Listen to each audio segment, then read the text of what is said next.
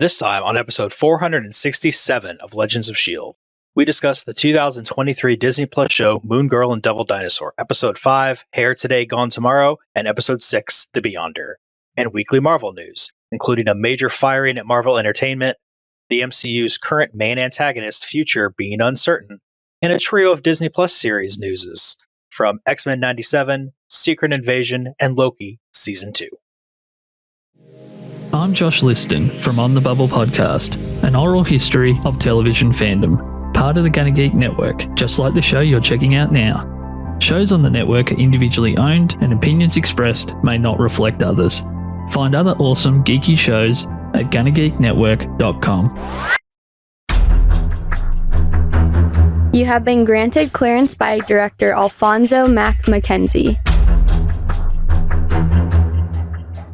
Stand by for a S.H.I.E.L.D. debriefing.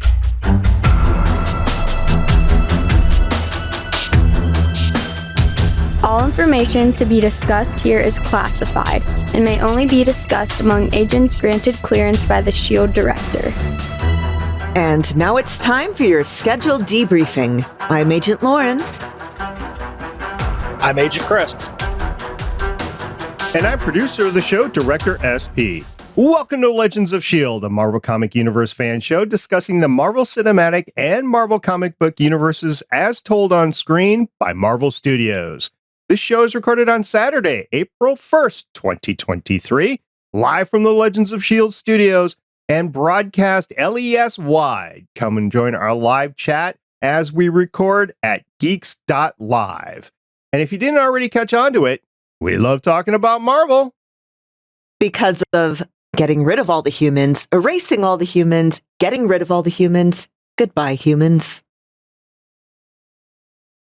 If you'd like to talk to us about what we should do with all the humans, you can visit our website at legendsofshield.com. If you'd like to talk to us about lamenting the fact that all humanity will be erased, you can leave us a voicemail at 844-THE-BUS-1 or 844-843-2871. If you'd like to talk to us about, why it's maybe a bad idea to end all humans, you can find us on Facebook at Legends of S.H.I.E.L.D. Podcast. Maybe we should just start a poll and figure out what's going to happen to all the humans. Make sure to tag us when you do that at Legends of S.H.I.E.L.D., but hurry up because we're not paying for that check mark. If you want to leave a comment about how the Beyonders plan is not the best, you can catch us on our YouTube channel at youtube.com/GonnaGeek. If you want to give your takes about the Beyonders plan, you can find us on Discord at GonnaGeek.com/Discord. And remember that Legends of S.H.I.E.L.D. is a proud member of the GonnaGeek.com network, mostly, at least, made up of humans. Yeah, Steven is an android. He's the owner of the GonnaGeek.com network and a Canadian, too. So I guess Canada has authorized robots or androids to be legal beings in Canada. Is that why they're so polite? They're just not programmed to be rude? That would make sense. So when Battlestar Galactica happens, we can blame Canada? I mean, they did film it there, so... Right, up in Vancouver with the Opera House and everything. So we are lacking Michelle today. She wanted to be here. She's without power. She had a big storm last night, but we decided to go ahead with this episode anyway. So we hope Michelle gains her power back soon today. But big storm affected both Michelle and I. I actually still have power. She does not. So we wish Michelle a very good day, hopefully, when she finally gets power back. In the meantime, we've got a couple of episodes of Moon Girl and Devil Dinosaur to run down. You guys ready for that? Yep. That's Dinosaur for yes. All right, here we go.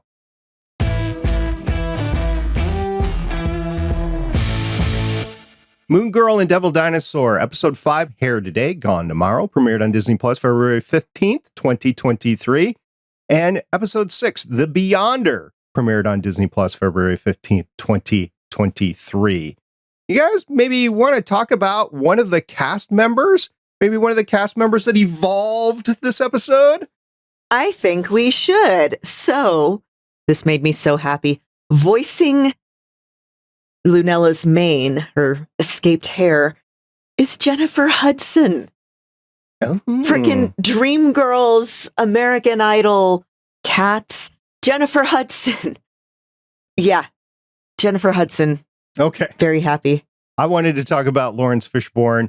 I was wondering what Laurence Fishburne was doing the narration until this episode. He came back as the Beyonder and was like, oh, okay, of course it's Laurence Fishburne. That's why we have him here. And he had a phenomenal performance. He really did a good job. We'll talk about that later.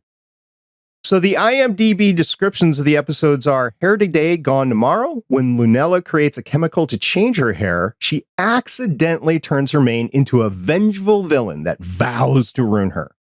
And the next episode, The Beyonder. The Beyonder glooms onto Lunella and learns about humanity just as she's struggling to win a big science competition. Chris, what are your thoughts? Overall, these seem like just, if you're just reading the descriptions, yeah, it's a stupid little kids episode, but there's so much more to them. And I just love how deceptively simple these IMDb descriptions are. Oh, there was so much in both of these episodes I loved. Particularly, okay, just we'll talk about it, but there's so much in these that I loved. All right, let's get talking to it. So we're going to start talking about kind of the combination of taking care of yourself and accepting yourself. Chris? One of the big points, I think, from these, especially Hair Today, Gone Tomorrow, is what you are and who you are, and just accepting the fact that that is what makes you you, that is what makes you beautiful and cool and everything. And Lunella has always loved her hair. She's always thought it was cool. And then one crazy little girl in the back of the room says, oh yeah, it looks all messy. And all of a sudden, no, my hair's messy. What am I going to do? And I mean, as video people can see, I literally have not brushed my hair in 3 weeks because it's short and it doesn't matter. But you could just see the dejection on Lunella's face. All of a sudden, oh, everybody thinks that my hair is messy, and what do they think of me now? Yeah, having been a teenage girl at one point in time, it is astonishingly easy to break your confidence by pointing out something weird about your hair, especially, okay, again, I am not black. If you look at me, my hair is incredibly straight and I am very pale. But in black culture, hair is a huge, huge, huge thing. The politicization of black hair has been kind of brought out into the open in the past several years, and it's touching on something that I'm pretty sure every black girl especially has had to deal with. My niece is half black and her hair texture takes more after her dad. And so I've been looking up information on black hair care because you hear horror stories from people like parents and step-parents, foster parents, adoptive parents who are like, I don't know what to do with this, so I'm either going to straighten it or shave it off. And it's like, come on, you got to be better than that. I just want to approach this from the standpoint of, so you create a supervillain from your hair or your friend's wig. Think of the nightmares you're going to have for life. It's just going to be terrifying.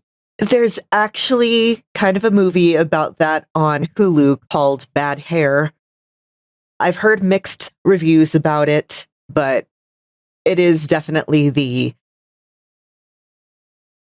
you know, black women are always told, oh, you have bad hair if it's curly, if it's, you know, textured and not pin straight. So it literally becoming bad in both that movie and here is kind of, you know, nightmare personified there. Chris, as a parent, because, you know, you have, I don't know, an even dozen kids by now, right? So as a parent, are you going to explain yourself to your kids? I would really hope so. Like, okay, it's one thing to go in and, safety reasons real quick.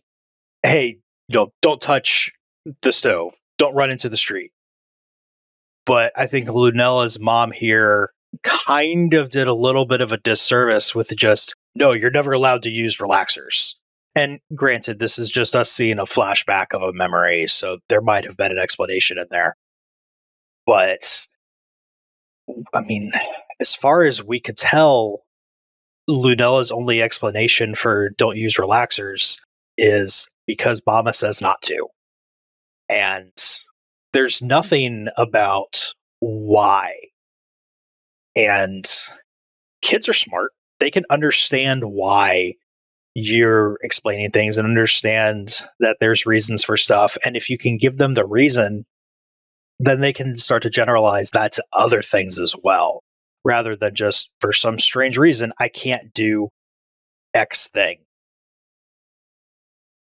So one of the big takeaways I had from this episode was that Sheba wasn't taken care of, which is the wig from Lunella's friend, Casey. And I don't know. I haven't seen any of the episodes beyond this one. I don't know if we're going to see Sheba again or not. But yeah, that concerns me that Sheba was left open at the end.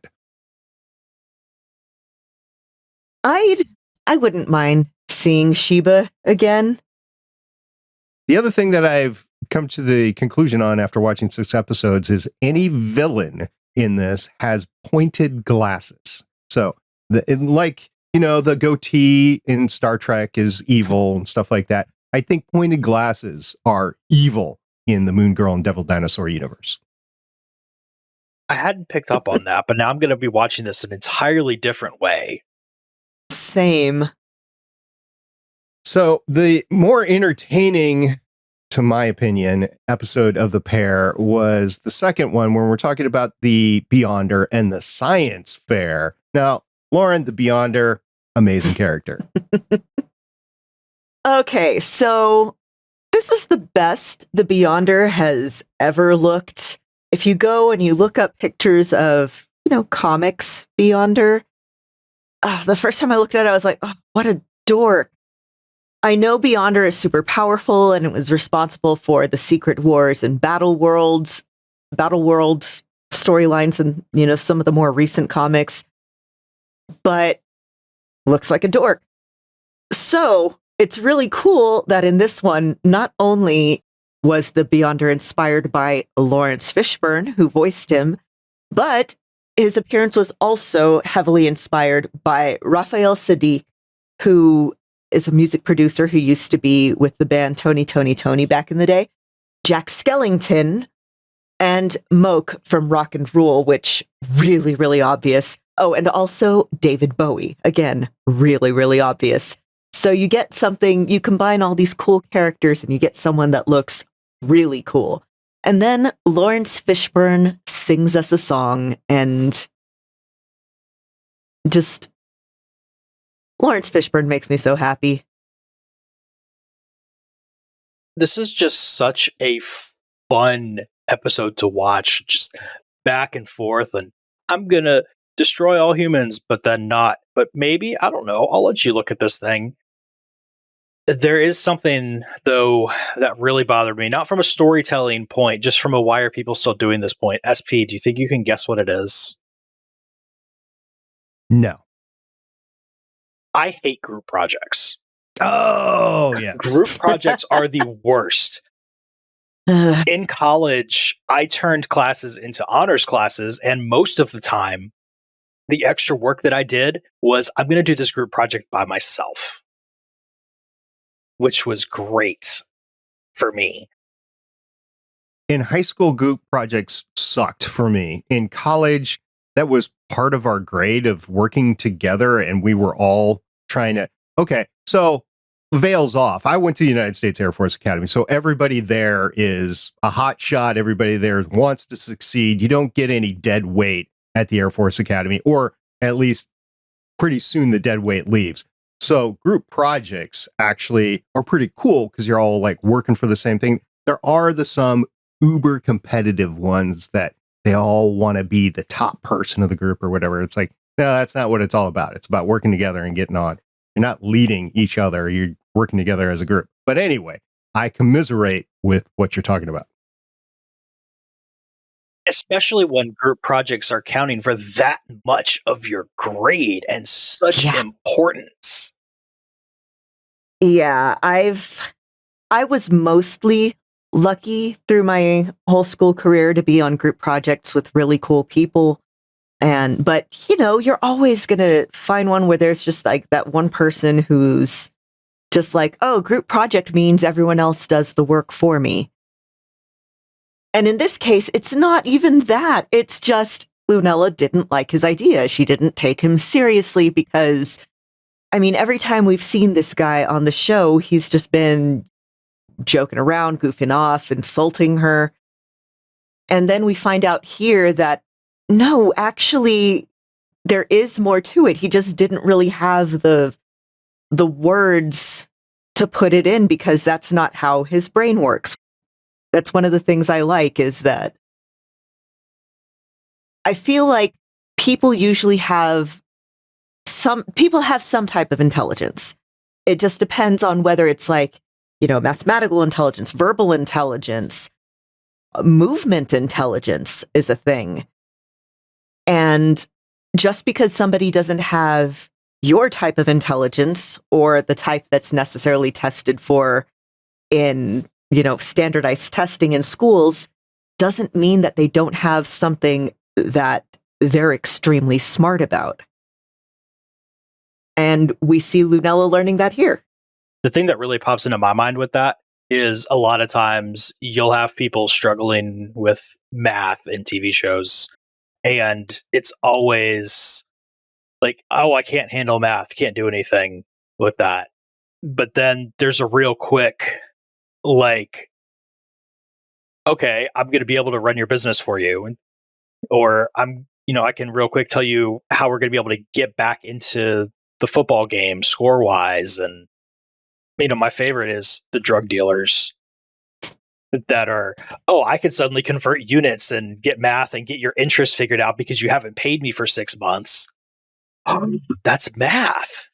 And, it all works out and everybody has their thing. It's just putting it into the context of, you're not going to be, interest rates on random things in the playground, but you get it figured out. Okay, in future episodes, we're going to have to explore this fact of Chris being a childhood drug dealer. But in the meantime, let's talk about the science project themselves, because in my experience in judging science fairs and then doing science fairs when I was younger, musical science projects just never work out. Yes, they're pretty cool, but they just never get the top rung. So I was talking about this with my best friend the other day. I always put stuff off to the last minute for science fairs. So my science fair projects were always just kind of terrible, whatever. But my best friend's parents were they lived through her. And her father was a college math professor who insisted on naming her dog 2πr when we were, 8. And her mother was a perfectionist who insisted that my best friend, play the piano, and which there's nothing wrong with either of those, but they basically did this one science fair project that I remember so much. I don't remember because it was a college level thing that her dad made her do, but it was something about math and musical notes. And I remember just being like, yeah, it's really obvious who did this science fair project for her. Music is so cool, and there is a lot to it. There's a moment that I love in the show Metalocalypse where one character realizes he never graduated high school, so they're like, okay, we'll help you prepare for the GED. And the drummer is trying to explain math. They're like, yeah, it's polymeters, it's just math. And then they just do like the da da da da da da da da. it's a fun show. But anyway, there's a lot more to music than just, oh, it sounds good. But that's something that generally people don't really, it doesn't like click in their heads, if ever, until much later, because that's how our brains develop as we learn more complicated stuff, as our brains develop more. So I'm not super surprised that Lunella just dismissed it outright, especially when she had, this, hey, we're going to do this carbon-friendly project and it creates oxygen. I was watching it, I'm like, that's just plants. But yeah, eventually she learns to see, okay, let's find the value in your thing, because everyone is not all the same. Everyone is not me. Not everyone knows all the things I know. And that's something that I still struggle with sometimes. Like, oh, you don't know this species of animal? And then I remember, oh, right, not everyone spent all their free time memorizing wildlife guides as kids. What is it? King Philip's ginger snaps? Is that right? The way to go from the top in the genome down to the bottom for the species. Oh, yeah. I could never remember that. Oh, okay. Well, that makes two of us. Yeah. I'm bad at memorization a lot of the times. I should be able to tell you just from listening to Life, Death, and Taxonomy, because they go through the taxonomical breakdown of whatever animal they're looking at every episode. And the only thing I can remember is that the first thing is always one that you know it, you love it, you're in it, because it's the kingdom Animalia. All right. So, Chris, since you're the science genius on this podcast, on this episode, tell us about your visit to the Wakandian science experience. I don't know, because apparently they don't let anybody in, because Lunella's never been there. And if anybody would have gone there, it would have been Lunella. That's the other thing I hate about this being a group project, is where's the explanation for why this is such a special thing? Why has Lunella never been? Why can Lunella not go afterwards? Like, even if they had just thrown in, you get an extra behind the scenes special tour, that would have made sense to me. You just need 3 little sentences of why this is special versus going just any other day. I'm not salty at all. Now I have this in my head that eventually we're going to see it in somewhere in the MCU, the Wakandian science experience in New York. I assume it's in New York. Who knows? It could be a portal to Wakanda. I don't know. I'm pretty sure it's in New York. All right. Since it's an embassy. Yeah, they're a Title I school. They're probably not going to be going on a long field trip somewhere. Yeah. But if it's a portal, I mean, you just step through the portal like a transporter. You just, whew, you get on to the other side. They're a Title I school. They don't have money for that. All right. Anything else to the episode, guys? Again, the songs on this show are so good. They're so catchy and fun. And I love the aesthetics of this show. I love the attitude of this show. I love, back when I was a kid, presumably when all of us were kids, except maybe SP, because I don't think they did the whole, you have to have an educational thing like by mandate until the 80s. I was never a kid. Yeah, that's another SP issue. just sprung full grown from his father's forehead. But yeah, back in the 80s when I was growing up, it was all, you have to have an important life lesson at the end of every cartoon to justify its existence. So that's why we got the whole, G.I. Joe, the more you know thing, all of that. This is a way to work it in organically in a way that doesn't feel like it's being smacked against your head. It's like, yeah, this episode is about, appreciating your hair. This episode is about finding the differences in others and enjoying them. But, you go and you look and you can find these deeper things in there, these deeper nuances in there. And again, it's the current generation of cartoon writers is writing the stuff that we wished when we were that age. Chris, still thumbs up? Oh, yeah. I love this episode, despite the little bit of a rant I went on. The one thing I am wondering is, where does this fit in the greater Marvel timeline? Because the Beyonder has visited Earth before and has experienced the wonderfulness of humans, because, as you may remember, Spider-Man has taught him how to poop. So he knows about food and the wonderfulness of food. Why does he not remember that humans are good and can make chili cheese fries? I don't know. That's something that Kevin Feige's, or Kevin, is going to have to explain. Well, next week we're going to be covering Moon Girl and Devil Dinosaur episodes 7 and 8 as shown on Disney+. Now we have a bit of news to cover.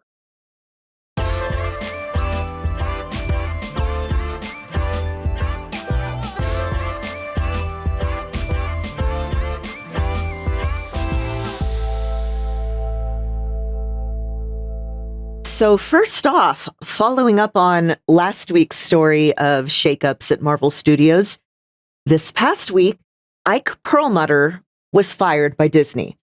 Ike Perlmutter was the Marvel chairman up until now. We've talked about him several times in the past. According to the New York Times and Comic Book Resources, Disney has fired Marvel Entertainment's controversial chairman Ike Perlmutter to cut costs after his failed attempt to shake up the company's board. Per the New York Times, Perlmutter learned the news on Wednesday morning by phone. According to the report, Disney decided to fold Marvel Entertainment, a separate entity from Marvel Studios that focuses on consumer products, into the larger business units in the company. This comes anonymously from two Disney executives that agreed to discuss the matter, and came days after Disney began laying off approximately 7,000 employees to improve Disney's financial gains with a $5.5 billion cut. I have mixed opinions about Ike Perlmutter. I don't think he's made some of the best business decisions, and I think we've done stories on him in the past where he's, just treating Marvel like a business, which is what you should do when you are a business owner. But this has also led to some less than stellar creative decisions. And it's worth keeping in mind that whole Disney began laying off 7,000 employees to improve their financial gains. I'm pretty sure Disney's financial gains are doing just fine. I have thoughts about capitalism. But yeah, y'all, what do you think? Let's sum up the capitalism right here. They probably saved more money firing him than they did firing every single of those 7,000 people combined. Yup. If you are restructuring business units because of the pandemic and trying to double down on where you can make profits and then cut your losses where you're not seeing as many profits or perhaps losses, I could see doing a restructure like this. This is a recession. Whether or not they're calling it a recession, we're in the middle of a recession. As such, entertainment takes a hit. Doubling down on that fact, if you're talking about the movie divisions, not as many people are still going to the movies today that used to. You might make a comment about the quality of films versus the quality of films before the pandemic, whatever. But the fact is that not a lot of people in the same numbers are going to the theater. And not a lot of people are doing the same thing with the parks, which is their major money grabbing thing. So I don't know. I haven't looked into exactly what their profits or their losses have been over the last few years, but I can see them wanting to streamline stuff going forward. I don't know specifics. I can see that. As for this Perlmutter thing, I kind of felt it always was silly to have Marvel Studios and Marvel Entertainment being two different distinct things. I just never made sense to me. Just keep it all in one, just like Star Wars with Lucasfilm. I can see why it was separate, considering that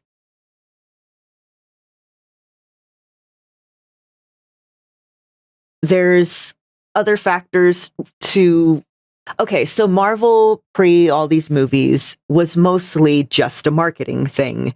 We had, all the toys and the cartoons and, of course, the comics, but at the tail end of the 90s, early 2000s, Marvel was considering bankruptcy. And now we have Marvel Studios. We have the movies being their driving force going on, but they're still trying to do the whole keeping the marketing. I don't know. Again, I don't know business. I used to be a lab worker and now I'm a voice actor. I don't know business. But we'll see going forward how this changes things, what this means.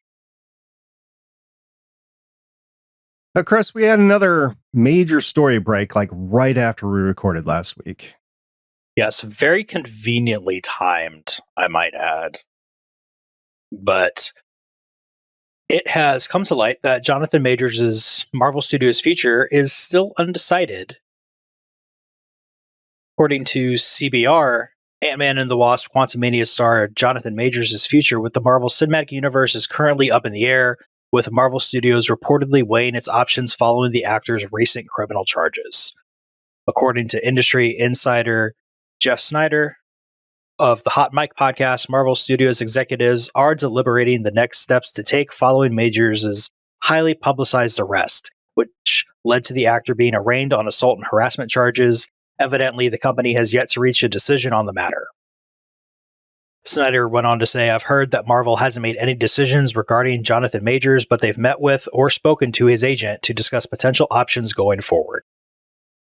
Kind of looking from a different angle, you have an article from the Daily Mail, which is a United Kingdom newspaper, saying that Jonathan Majors was the one who called 911 before he was arrested for assault and harassment after his girlfriend suffered a mental health issue, his lawyer claims.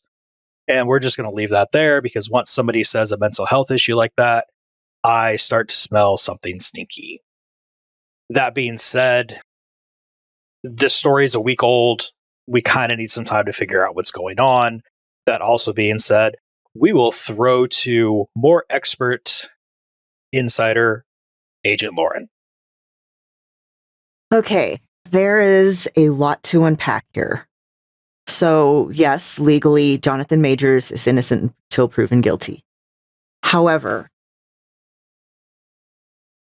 so a lot of these are off record, but people have been coming forward about themselves or friends or relatives who have worked on movie sets having very bad experiences with Jonathan Majors. Two directors actually on Twitter are both being very vocal about this. First of all, director A.B. Allen, back in February, he tweeted about a beloved actor who is actually a vicious, cruel, abusive human being. And then after the arrest was reported, said, yep, that's who it was. Also, he also explained that he can't talk more because it would still expose people who have been hurt. The specifics of what I know, unfortunately, would still expose people who have been hurt and deserve not to become part of some larger media inquiry if they don't want to, so I'm not going to get into details. We also have Society Theater co-founder and Broadway actor and director Tim Nicolai, who I guess graduated with Jonathan Majors from NYU, Juilliard.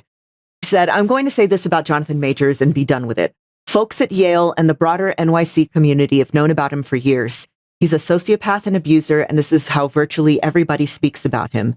It's a shame it took this long for him to be reported. I'm already seeing a bunch of why didn't you do anything? Folks, people have tried. Ultimately, a victim needed to come forth. It's simultaneously awful to know he's still doing this and also a relief he may never get to again. And also said, a bunch of us are close with people, sometimes multiple people he's directly harmed. I don't know if they'll speak on it. It's completely their decision. It's also worth noting there is a playbook. It's a pattern of behavior that is so repeatedly seen that there's a name for it. It's called DARVO, which stands for Deny, Attack, Reverse Victim, and Offender. You see this with both the accused and the accused lawyers, which is one of the things that we've been seeing in the news. There was a study done a few years ago. It is a Ohio State University study. They studied from October 2018 through June 2011. They studied 25 heterosexual couples where the male perpetrator was being held in a detention facility for felony-level domestic violence and made telephone calls to the female victim during the pre-prosecution period. Up to 80% of those couples recanted. It's enough of a known, again, phenomenon that several states now are adopting what are called no-drop laws, where if a domestic violence victim recants, the prosecution still moves forward. Because so many people are pressured to go back to their abuser. It takes ultimately about 7 attempts for people to leave an abusive partner. And a lot of the facts in this don't line up to me, including the strangulation. Oh, she strangled herself. I don't know if you've ever tried to strangle yourself during an argument. I've done some things. I tend to go inward when I'm upset, and even I have never attempted to strangle myself. Just, prove someone wrong, whatever. People don't tend to do that. People will punch themselves, throw themselves against things, but self-strangulation is not a thing. I'm knowing all of this information, and also there's been some people popping up that Victoria Alonso's been saying that she was asked to cover up something, in her words, reprehensible, and that some people are wondering if it had something to do with this. Again, I think that is wild speculation, but enough of the stats and enough of the pattern are seen over and over again with regards to abuse victims. I never thought I would be in an abusive situation. I ended up in a situation that was very bad for my mental health. And still kept being with that person because,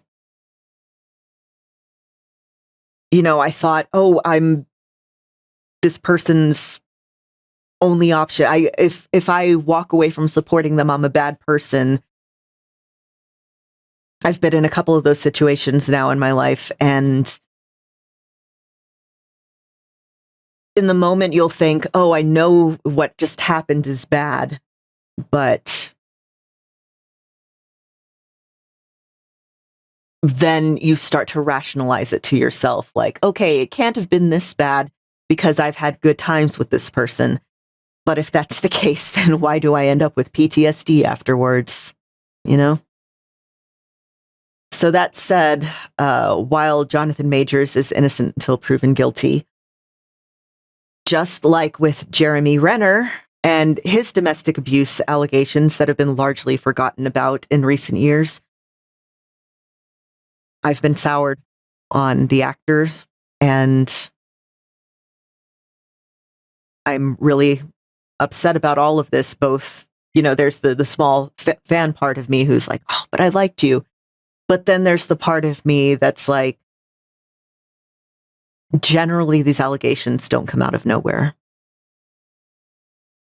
Aside from the Jeremy Renner situation, Marvel Studios has a couple of experiences in its past. There was the whole James Gunn issue with the tweet, while not violent, but it was still a way that the company dealt with the situation. And there's also the fact, I'm just going to throw this out there, that Thanos was recast. So if you're talking about a main villain in the MCU, they've already done that they've recast somebody. So while Jonathan Majors' performance has been lauded before these allegations came out, that you can recast a major villain in the MCU. Now, I realized that Thanos was recast before Thanos became a huge thing, but still Thanos was recast. So I'm just going to throw that out there.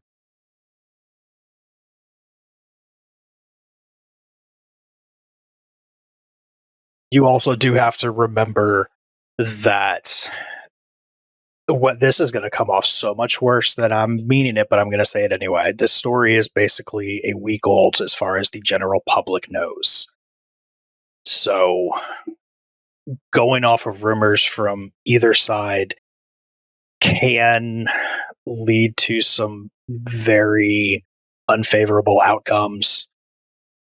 All of that being said, this is still very stinky coming from the Jonathan Majors camp. And there's just too many things lining up for there to be nothing. You might end up like a Marcelo Zuna with the Atlanta Braves situation, where it turns out both people are in the wrong, very much so. But I don't see any way where he comes out of this clean, because there's just no way all these things are lining up and he's not doing something, in my opinion. Yeah. At the very least, I would expect Loki season 2 to be delayed further, whether they're buying their time or actively doing reshoots or whatever. I see Loki season 2 being delayed. Or they could just continue to go forward like DC is with Ezra Miller. Yeah, but even The Flash was delayed, although that was largely pandemic related. But I think a little bit of it bought Warner Brothers some time to decide how they wanted to deal with it. And I have my own thoughts on that whole thing.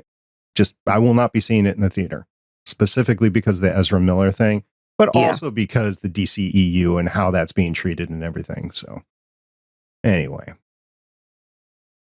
And also from a happier in canon way to handle it, we already see that variants don't have to look the same all over the place. So, hey, you just get a different variant.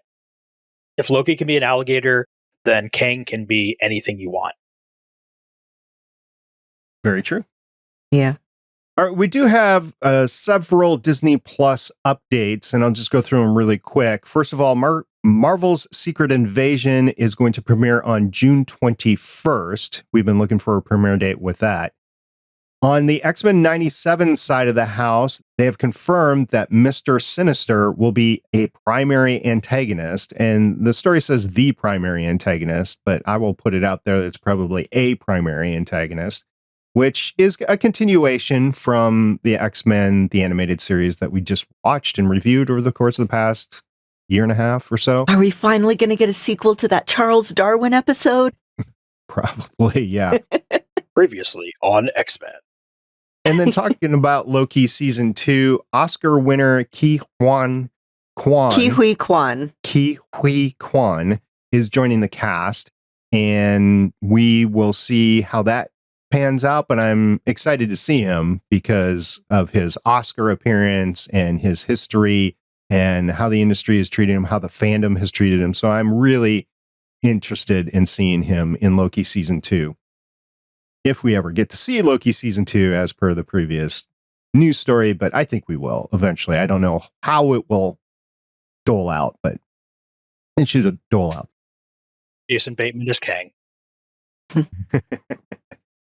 Chris, what should we do now? I think we need to go do some fun things that we've never had an excuse to do and claim that it's because of science. Science!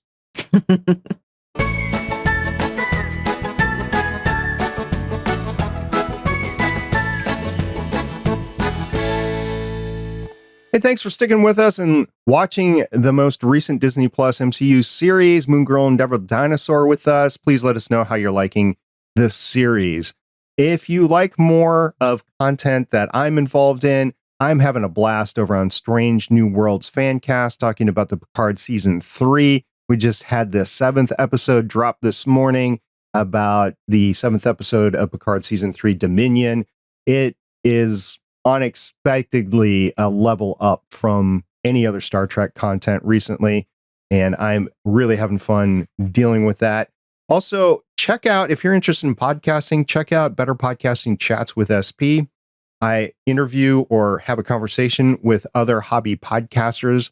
I know Waffles right here with me, Chris, has been on the show, but I've had a lot of fun ones recently, including a married couple and a movie podcaster, a professional cuddler that it's also a podcaster. So it's been a variety of different things on there, and it's been really fun to do that. So you can check that out at betterpodcasting.com. So thank you to SP, to Chris, and to Michelle, who isn't here right now because of storms that have been going on in the Midwest. I know SP, you've also been dealing with that. So yeah, donate to relief funds. I've seen a lot of reports of, in addition to the property damage, human casualties. So keep an eye out for those donations and donate if you can, signal boost if you can't. If you want to find me, everywhere I'm at professionally is on my website, lwsalinas.com.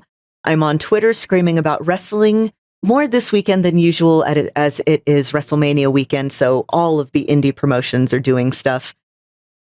And yeah, that's it for me. Thank you all. Yes, thank you to everybody who lets me be on this show, whether it be the fans who haven't told SP to fire me yet, or SP, Lauren, and Michelle, who just continue to make me feel very welcome here, and I love it. And if you want to hear more things from me, you can head on over to playcomics.com, where as of the time we're recording this, the next episode to come out is going to look at something very science related. We're looking at one of the Gundams. I can't remember which one right now because there are 75,000 different Gundam universes and games to go with each one. But it is Gundam-y, and it will be fun. I'm looking forward to that. And also, Chris, the first person that complains, you're out. Don't complain. Until next time, I'm Director SP. I'm Agent Lauren. And I'm Agent Chris. Bye. See everybody next week. Bye-bye. Bye. Bye-bye, SP Spirit.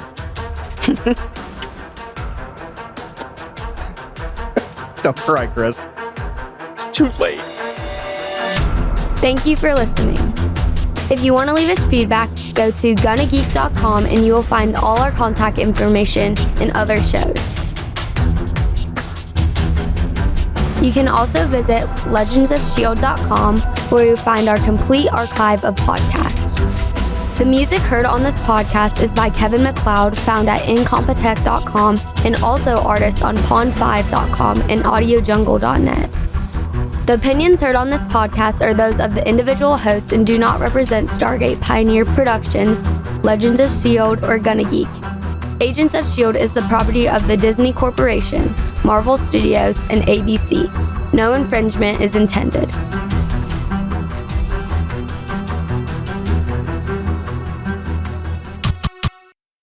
Legends of S.H.I.E.L.D. is copyright 2013 through 2023.